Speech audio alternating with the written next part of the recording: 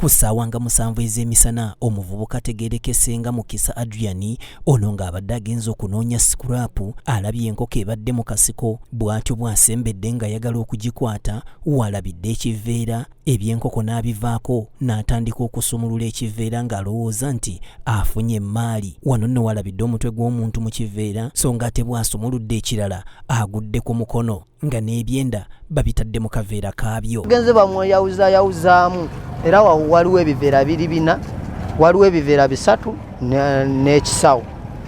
Omutwe n'ekifuba n'omutima byonna babitadde byokka. Ebyo badde babitadde naye nga byo ebisigadde nti byenda biki nabyo babitadde byokka. Then magulu zino bino ebisigadde zino 2 zinaye ate n'2 nazo babitadde byokka. Awabadde omulambo omutemu yamuleese n'ebintu byonna eby'omu nnyumba okubadde ne bulangiti n'ebirala omubadde ne giraavu ze yakozesezza okumutemula.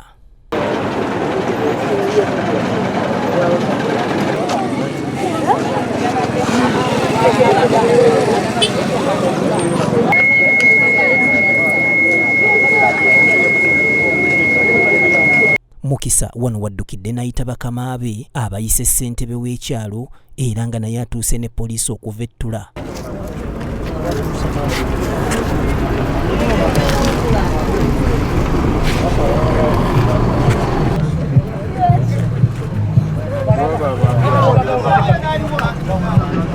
Ssentebe asabye abavubuka okwekenneenya abantu be bagenda nabo okukyakala kubanga kati abantu baafuuka nsolo abamu batemu ddala.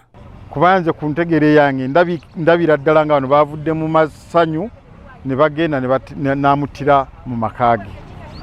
So nkivumirira omwana omuwala beera ne banno olyoke mugende mu kyakale. Obagambe nti ngenze wano katono bamusudde wano taliko kawandiiko nakamu wabula paati zokka zikola ki? Ze tulatusola gamba nti oba wano bayavudde wano.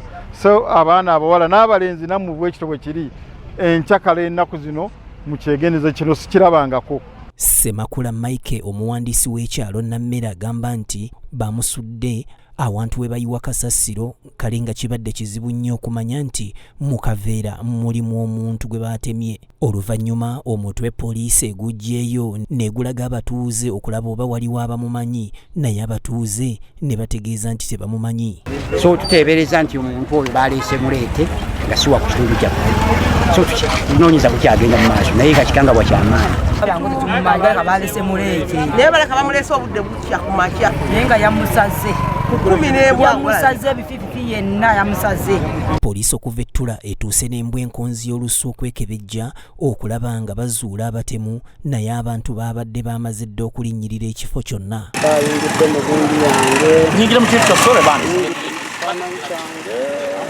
Abamu ku batuuze bategeezezza nti abatemu basoose kumukuba ekyuma ku mutwe era ekiwuduwudu kibaddemu ekyuma mu mutwe. Balina ekintu kye basoose kumufumita ku mutwe like wano waliwo ng'ekiwundu ku mutwe kumpi n'ekyenyi ate ng'ekintu kye yamusoose mufumita kyayingidde munda.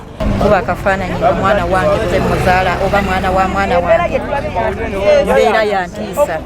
Abadde mukyala we oba mu muzigo oba muganzi we ffe bwe tusuubira nti alaka abadde muganzi we. Batambula balina okwekuuma batambule nga n'ebiboogerako y'anaamutema namuyo naye bannanga alabika ono amugye mu bikunta bye abadde yeebasaleka mu buli.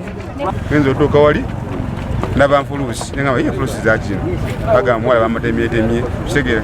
Bano basabye okubaleetera kamera mu kifo kino kubanga abatemu beegumbulira omuze okutemulirawo abantu era ng'ono si ye muntu asoose okutemulwa n'asuulwa wano. Omulimu gwaleesa kamera gubeere nga gukola in case senga abawo omuntu omulala gwe basse abeere nga bamanyika amakubo ge neyamusse na buli kimu. Kamera tetulina kati oyinza kumanya yavuddewa yamuleese ku kigendererwa ki. So kati omulanga gwe tusaaba gavumenti kuba yono Kawempe division ndowooza abantu tuba tuli kumpi ne Kampala nnyo batuyambe batuleetere kamera mu bitundu ebyenzigo ttanga bino. Nakyeyune Rose yakusakidde emboozi eno ku ETTEMU TV Community Report.